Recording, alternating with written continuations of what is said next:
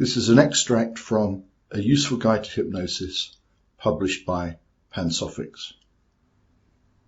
Process language. Process language is another of the building blocks of good hypnosis. Before I talk about process language, though, I want to introduce you to the idea of a transderivational search. In order for your client, or in order for you to understand what I'm saying, the words will go into your conscious, unconscious mind, and you will have to make thousands of processes to work out all the possible meanings in the words that I say to decide what is the most appropriate meaning that makes sense. Requires a tremendous amount of processing. Now, what's interesting about it is that especially if I speak quite vaguely and a little bit ambiguously, it makes the job far more complicated because you have to go through all the possible permutations and take the one that works the best or is right in that context. Now, I can turn this round into a tremendously useful and creative process, providing I have my client or your attention, because you have to be prepared to listen to me. If you're not listening to me, then the whole thing doesn't work. If you don't have any trust in what I'm saying, it doesn't really work. But if you have a certain amount of trust in me and you're interested in what I say, then this is actually a way of unlocking your creativity, because I give you a set of words that would lead you in a positive direction with a very little meaning in them. However, in doing that, it kicks off all your unconscious processes, and therefore you will fit the meaning that is most useful to you into the framework that I give you. And this is the key to good poetry, good speaking, good writing, and all sorts of things. It's laying out a framework with just the right gaps so the reader or the listener can interpret, can overlay their meaning onto my structure of words. So that's what process language is. And there is a very important precursor if you're going to use process language. Basically, your responsibility is to set a useful direction for your client. So it's vitally important, because you are not giving them any content, that you are actually pointing them in a direction that's useful to them. So before you use process language, you want to make sure that you are pointing them to an exciting future. You're pointing them to somewhere where they are able to evaluate and solve any issues they might have. You're taking them to a place where they will make tremendous learnings out of all the things that have happened.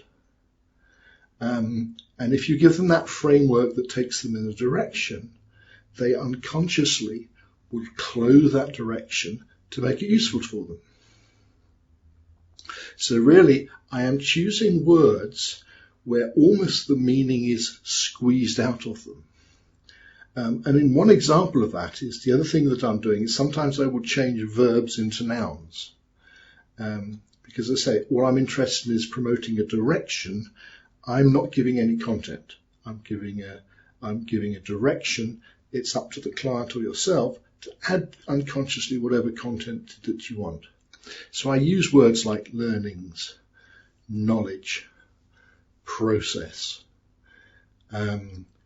which don't say very much, but they do enable me to give a direction.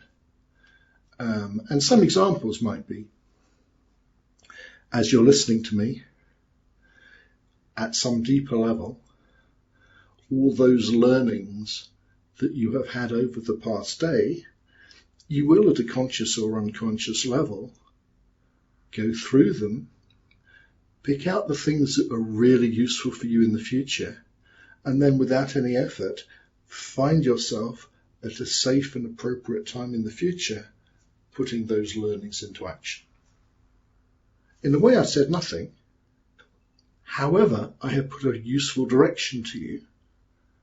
And if at an unconscious level or conscious level, you take my instruction and actually do it, then you will have moved forward.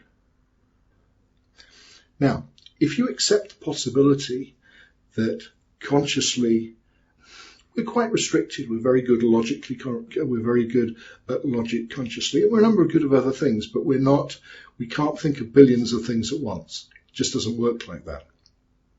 If we can give in our unconscious clear instructions, but let our unconscious fill the gaps, we're actually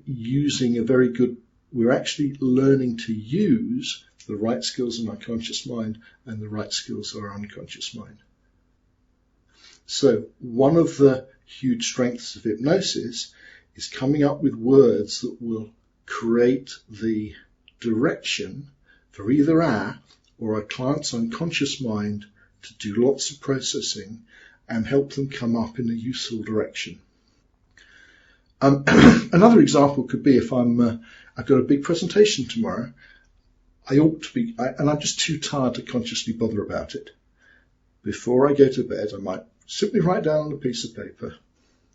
I trust that my unconscious mind will go through all the options, all the choices I have in both the words and the way I present tomorrow, and remember all the things that might be important, like voice tone, speech, breathing, all the things that I've learnt over the many years of what makes a good presentation. And tonight while I sleep, maybe as I dream, maybe as I don't dream, my unconscious mind will have worked out the exact right strategy for me tomorrow to present in the best possible way for that audience.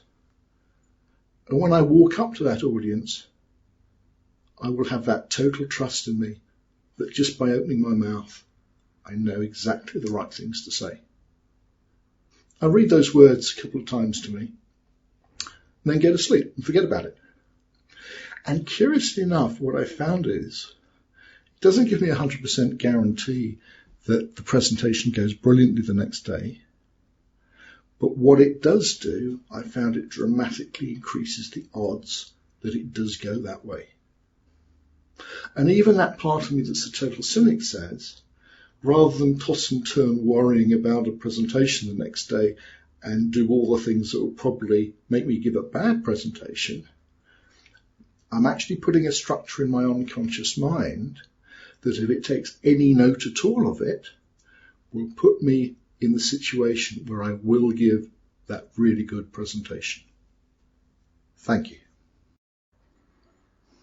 This is NLP trainer and business coach Michael Beale, thanking you very much for listening and reminding you that what you have just heard is an extract from A Useful Guide to Hypnosis, published by Pansophics. Pansopphix. Thank you.